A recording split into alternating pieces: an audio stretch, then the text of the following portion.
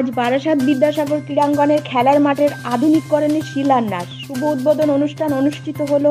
এই অনুষ্ঠানে উপস্থিত ছিলেন রাজ্যের খাদ্যমন্ত্রী মাননীয় রতিন ঘোষ, অশোকনগরের বিধায়ক নারায়ণ গোস্বামী, বারাসাত ও মধ্যমগ্রাম পৌরসভার প্রাক্তন ও বর্তমান পৌরপ্রধান। বিষয়টা তো আমাদের সভাধিপতি বলেছেন। আপনার অ্যাকচুয়ালি আমরা এইটা নিয়ে আমাদের সকলের একটা প্রচেষ্টা ছিল। তার পরিপ্রেক্ষিতে অরূপ বিশ্বাস আমাদের ক্রীড়ামন্ত্রী এসেছিলেন।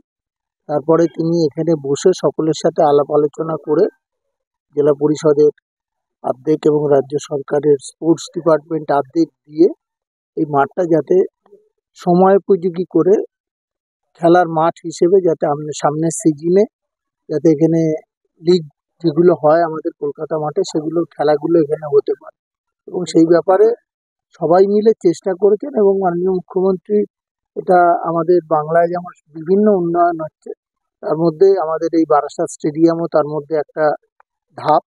সদর শহরে এই ধরনের একটা স্টেডিয়াম কিন্তু খেলাধুলো হতো না, এই অবস্থায় পড়েছিল।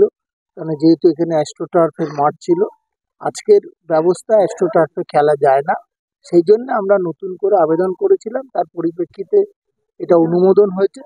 আমি ধন্যবাদ জানাবো রাজ্য সরকার এবং জেলা পরিষদের যারা দায়িত্বে আছেন তাদের, যেটা সবাই মিলে চেষ্টা করেছেন বলে আলটিমেটলি বারাসাতের মানুষ আবার নতুন করে এই বারাসাত শুধু নয়, সারা উত্তর চব্বিশ পরগনার বিভিন্ন প্রান্তের মানুষ এই বারাসাত স্টেডিয়ামে আমাদের যে আইএফএল লিগ বা আইএসএল যেগুলো হয় সেগুলো এখানে খেলার ব্যবস্থা হবে।